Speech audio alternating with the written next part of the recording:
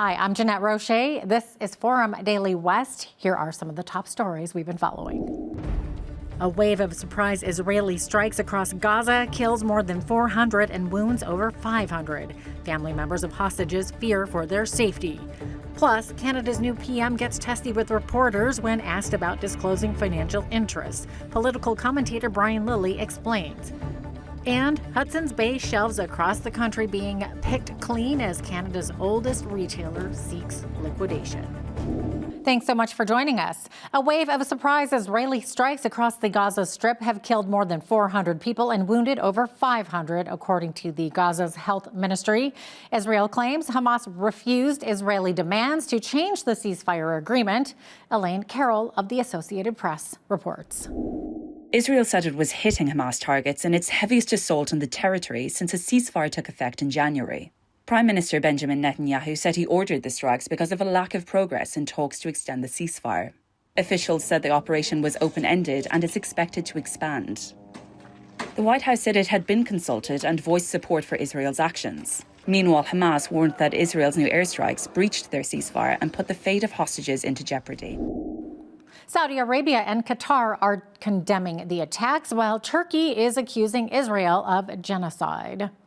And as Israel launched that barrage of surprise strikes early Tuesday, the mothers of hostages held in Gaza feared for their children's safety. One mother saying that Israeli Prime Minister Benjamin Netanyahu claims the hostages are his second priority. We have no idea what is the condition of the living hostages. And of course, the one that were already killed. We are very scared that the strikes will prevent us from finding them later on. So I'm very, very scared. I'm very frustrated of what is going on and have no idea what is going to be next. UN human rights spokesperson Thamin El-Kitan on Tuesday said he was horrified by Israel's airstrike across the Gaza Strip. This will add tragedy onto the tragedy. The last 18 months of violence have made abundantly clear that there is no military path out of this crisis. The only way forward is a political settlement in line with international law. And in other news, a former Foreign Affairs Minister Lloyd Axworthy is calling on Poland and the Baltic states to abide by a treaty banning landmines. Those countries want to pull out of the international treaty banning landmines because of Russian threats to frontline NATO states. Axworthy was the driving force behind the treaty and says pulling back from the convention will make the entire world less safe. He says Foreign Affairs Minister Melanie Joly should lead an effort to convince allies to stick with the treaty. Prime Minister Mark Carney has announced a plan to boost Canada's military footprint in the Arctic. Carney says Ottawa will expand the Canadian Armed Forces presence there while turning to Australia's over-the-horizon radar tech to monitor threats from adversaries like China and Russia. This is an investment of more than $6 billion in the most advanced and efficient radar system. The over-the-horizon radar system will enable Canada to detect and respond to both air and maritime threats over our Arctic faster and from further away. We must invest in Canada's north to defend our sovereignty. Arctic sovereignty is a strategic priority of our government. Recently, Minister Blair announced over $2.67 billion in investment in military facilities, including one here in Iqaluit. Carney says he's also pledging $253 million to upgrade power plants in Nunavut, along with $20 million for a hydroelectricity project to help move northern residents off of diesel. While Mark Carney was in London Monday, reporters asked him about the disclosure of financial interests and possible conflicts of interest, and Carney seemed to go on the defensive. Conservative MP Michael Barrett spoke to reporters about this today. Remember what he told all of you and all Canadians after the Liberals English language leaders debate in Montreal. He said, quote, "I do not have a connection with Brookfield Asset Management," end quote. Now, I'm sure each and every one of you saw his exchange with reporters in London yesterday. Now, did that sound to you like someone who didn't have any connections to Brookfield?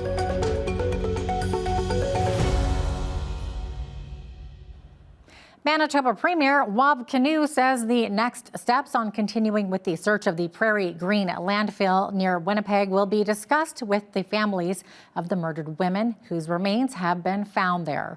On Monday, RCMP said a second set of remains that were found at the landfill have been identified as Mercedes Marin.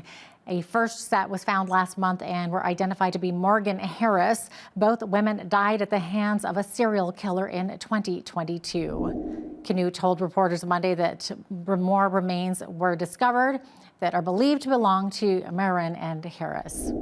Mercedes Marin and Morgan Harris are coming home. This is what we set out to do. I don't know if many of us knew the odds of success. I certainly was always trying to keep a realistic perspective, but it turns out bringing them home was within our grasp and something we were able to do for these families.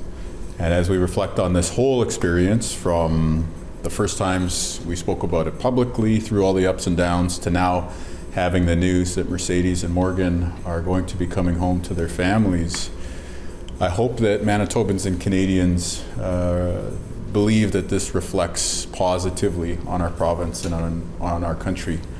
We went through a whole heck of a lot to get to this point, but at the end of the day, we did the right thing. We did right by these families, and we are bringing their loved ones home.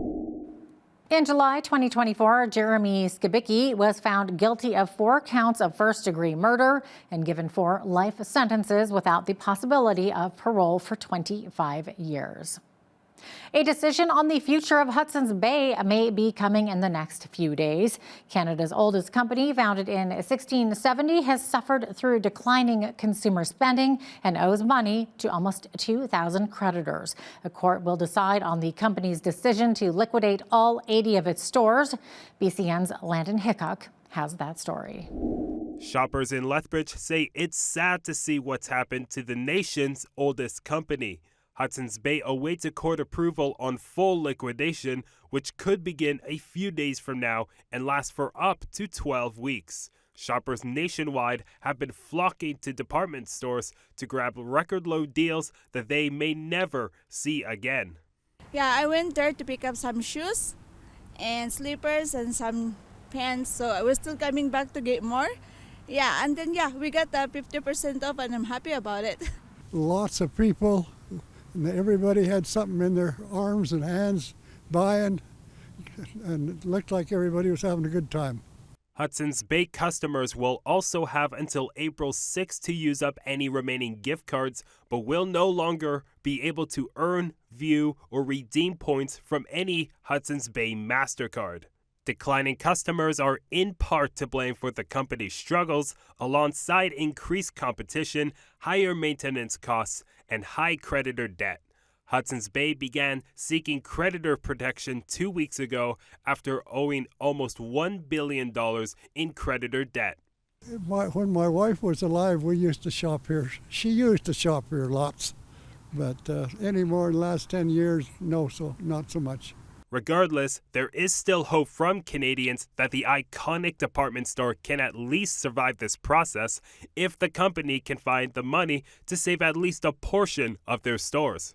I would like to see it stay there forever, but it's not going to, so it's going to feel like it should be there, and it's not going to be. Yeah, I guess I hope they're staying as still in the store, because I still have to go there. For Bridge City News, I'm Landon Hickok.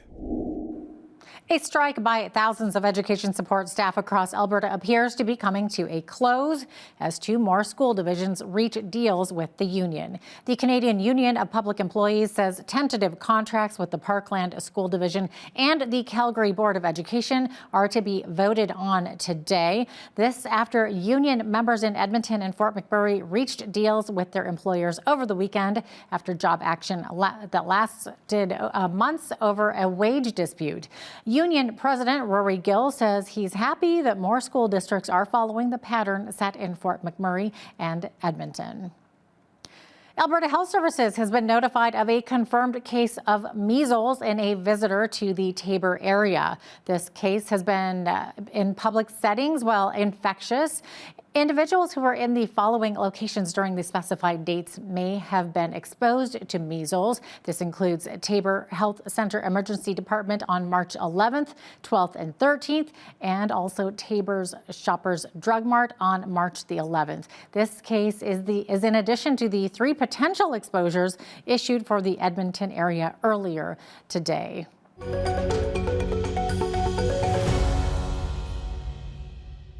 Well, motorists on southbound Highway 4 at Highway 845 were detoured to a stretch of gravel roads following a serious motor vehicle collision involving a car and a semi-truck. The truck in the video that's parked southbound on Highway 4 suffered significant damage on its front bumper on the passenger side, while an SUV facing eastbound amid a field of debris laid in a ditch with serious damage. Coaldale RCMP were on the scene at the time of this newscast and will provide an update once the scene has been cleared. Lethbridge Police Service is initiating a targeted enforcement strategy to address pedestrian safety. On Tuesday morning, LPS went throughout the drop-off zones of Winston Churchill High School to remind and educate motorists and pedestrians to follow the signs and correct infrastructure through school and playground zones. Danny Lompness of LPS's Traffic Response Unit says that inattentiveness is probably the largest contributor to pedestrian accidents. Big things we always see is, vehicles blocking driveways or parking on crosswalks, which ultimately, restricts vision of motorists for pedestrians using the crosswalks. We see lots of people, and not just kids, it's all over the city, but not using that crosswalk, and it's like crossing in between intersections, right? Well, as we all know, that there's lots of vehicles parked on the streets all throughout the city, and when pedestrians are coming out onto the street in between vehicles, sometimes it's really hard for them to be seen, which obviously poses a risk to themselves. We greatly appreciate the campaign because many of our students walk to school. We are a community school, so lots of students travel by foot and by bicycle to get here. I think challenges related to our school specifically, we have one large, long road in front of us, and it's fairly easy to pick up speed on that road. And so I would say that's a major challenge for us, is just the speed of traffic, the speed of cars driving on the road in front of us. But then on top of that, because we have students coming from all over, they're crossing at all areas on that street. So I think it's helpful for students to know where actually they cross for safety. This initiative from LPS will run through the month of March, and LPS asks residents to do their part to know the rules and eliminate distractions. Even though we're in the age of a fast-paced digital world, research continues to highlight the importance and benefits of slowing down and reading a good book now and then. The University of Lethbridge education professor Dr. Robin Bright explains the benefits of reading and how this habit has changed among Canadians. Reading has taken a shift for sure in the last couple of decades, starting in around 2000 when digital media started to become really important. Reading has been decreasing. The most recent study in 2023 from BookNet shows that readers across Canada are decreasing in the amount of time, but it's still pretty robust in terms of how much time Canadians read. Something that we should point out is that Alberta students have been doing extremely well on international tests of literacy. However, overall, a lot of young people really drop off as readers after the elementary grades. Reading has a lot of other benefits as well: maintaining brain health, developing empathy, relaxation. 2 astronauts who were stuck on board the International Space Station for 9 months are on their way back to Earth. NASA's Sunny Williams and Butch Wilmore launched last June as the first test pilots for Boeing's new Starliner capsule before quickly encountering trouble. A replacement crew has since arrived at the ISS, opening the hatch for their return home.